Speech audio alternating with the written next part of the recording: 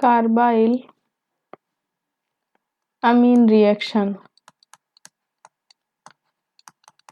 It's also known as a isocyanate test of 1 degree amine. Isocyanate reaction. So ये जो carbyl amine reaction है ये particularly किसके द्वारा दी जाती है? ये पर्टिकुलरली 1 डिग्री अमीन के द्वारा दी जाती है ना। अब वो 1 डिग्री अमीन कैसी हो सकती है? एलिफेटिक भी हो सकती है और एरोमेटिक भी हो सकती है, लेकिन ये रिएक्शन 2 डिग्री अमीन या 3 डिग्री अमीन के द्वारा नहीं दी जाती। मतलब कार्बाइल अमाइन रिएक्शन या आइसोसाइनाइड जो टेस्ट है, आइसोसाइनाइड टेस्ट बोलते हैं इसे।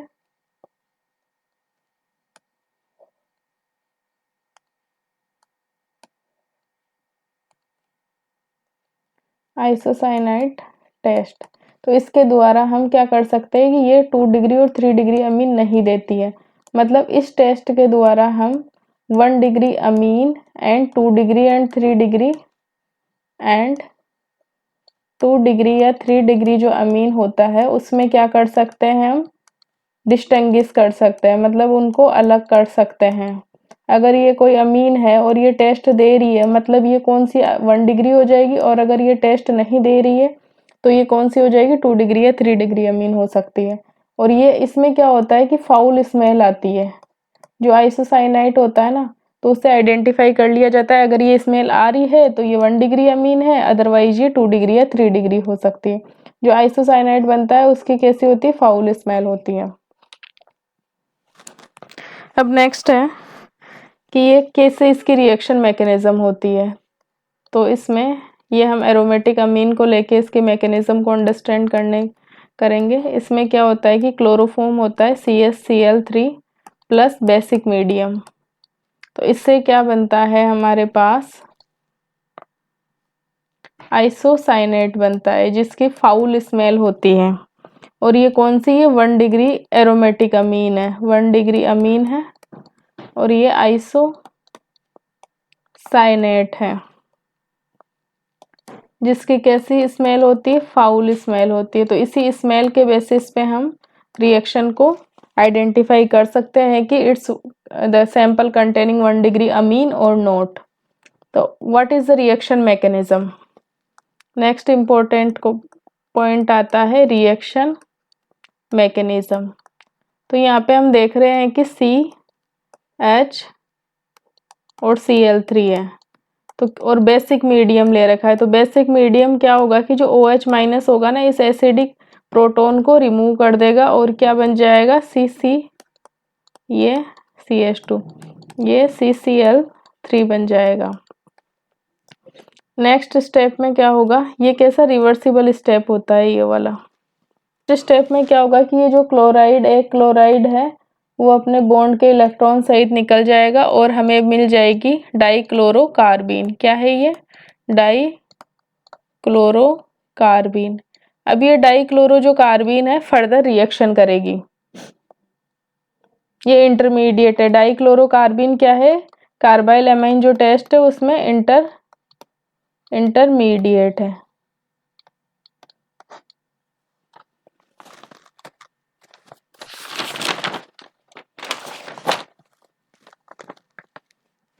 अब ये जो डाइक्लोरोकार्बीन बनी है, ये जो 1 डिग्री अमीन है इसके साथ रिएक्शन करेगी CCl2।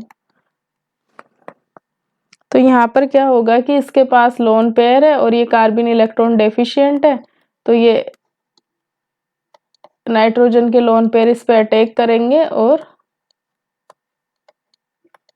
हमारे पास ये बन जाएगा। नेक्स्ट स्टेप में क्या है कि हमारे पास है ना, अब ये है ना, इसकी जो एक प्रोटोन है ना एसिडिक है और यहाँ पर क्या है कि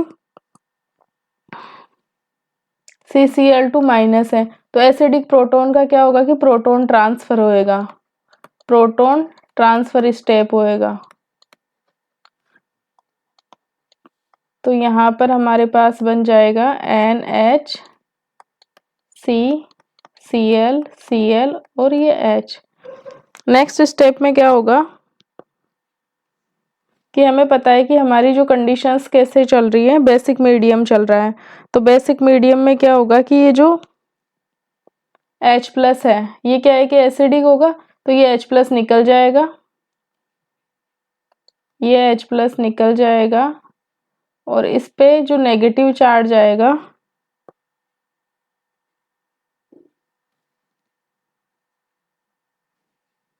बेसिक मीडियम में OH माइनस की प्रेजेंस में ये H प्लस निकल जाएगा और इस नाइट्रोजन पे कैसा नेगेटिव चार्ज आ जाएगा। तो नेक्स्ट हमारा ये स्टेप हुआ -H2O, ये क्लोराइड, ये H, ये Cl और ये Cl। नेक्स्ट स्टेप में क्या होगा कि नेगेटिव चार्ज का मूवमेंट इस प्रकार से होगा, ये इलेक्ट्रॉन इधर आएंगे और ये Cl बाहर निकल जाएगा।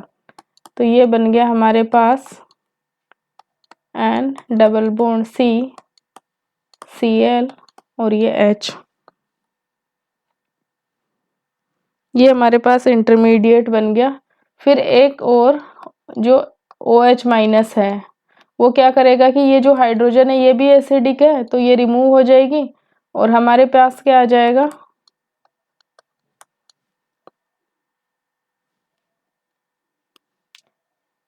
H प्लस की फॉर्म में निकलेगी, बॉन्ड के इलेक्ट्रॉन लेके नहीं निकलेगी। तो ये क्या होगा कि ये तो H प्लस फॉर्म में निकल जाएगी, इस बॉन्ड के इलेक्ट्रॉन इस कार्बन पे जाएंगे और ये क्लोराइड भी निकल जाएगा एक ही स्टेप में। तो ये हो गया कंसर्टेड स्टेप में होगा ये। तो यहाँ पर क्या आ जाएगा, कार्बन के ऊपर ये 2 इलेक्ट्रॉन आ गए और इसकी जो रेजोनेटिंग स्ट्रक्चर बनेगी,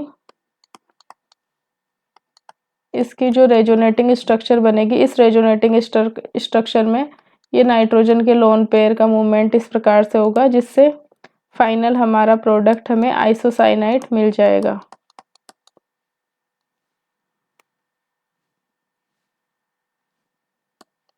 इस पे पॉजिटिव चार्ज है क्या। तो ये जो आइसोसाइनाइड हमें मिला है इसकी कैसी स्मेल रहेगी, इसकी फाउल स्मेल रहेगी। तो इस फाउल अगर स्मेल आती है, अगर ये जो फॉर्मेशन हो रहा है ना आइसोसाइनाइड का, ये केवल 1 डिग्री अमीन के केस में ही होगा।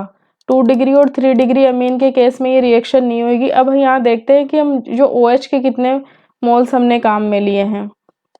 तो देखो फर्स्ट ऑफ ऑल यहाँ जो फर्स्ट रिएक्शन है 1 मोल तो यहाँ लिया OH का, KOH का है ना। दूसरा सेकंड मोल लिया है यहाँ पे, दूसरा मोल यहाँ पे लिया है, तीसरा मोल यहाँ पर लिया है। तो इस रिएक्शन में है ना KOH के कितने मोल काम आ रहे हैं, KOH के 3 मोल काम में आ रहे हैं। एक ये जो प्रोडक्ट बनने में KOH के 3 मोल काम में आ रहे हैं।